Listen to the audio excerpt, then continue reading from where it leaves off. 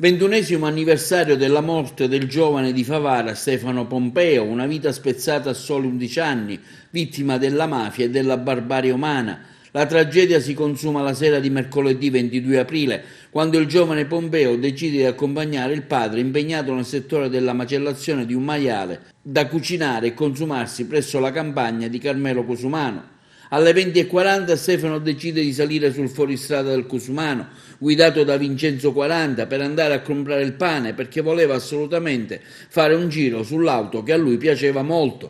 Poco dopo la macchina viene colpita da 3 colpi di fucile e un proiettile colpisce il piccolo Stefano alla testa, il quale arriverà già morto in ospedale.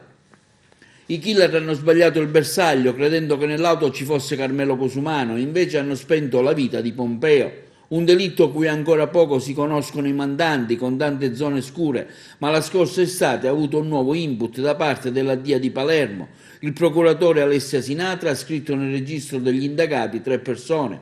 La svolta dell'indagine è stata impressa dalle dichiarazioni del pentito Maurizio Di Gatti, che già qualche anno prima aveva indicato i nomi dei presunti autori e moventi.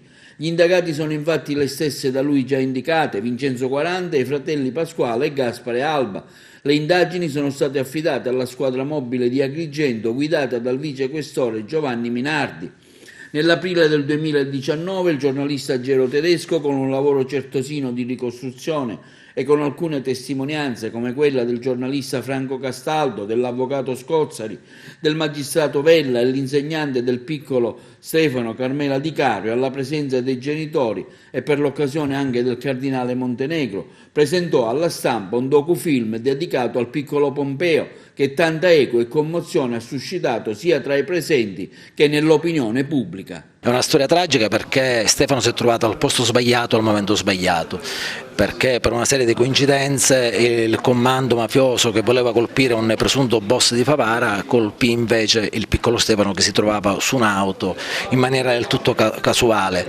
E questa è una storia che ci ha colpito anche perché a distanza di così tanti anni se ne parla e se ne è parlato pochissimo, pur avendo coinvolto nella sua tragicità un bambino.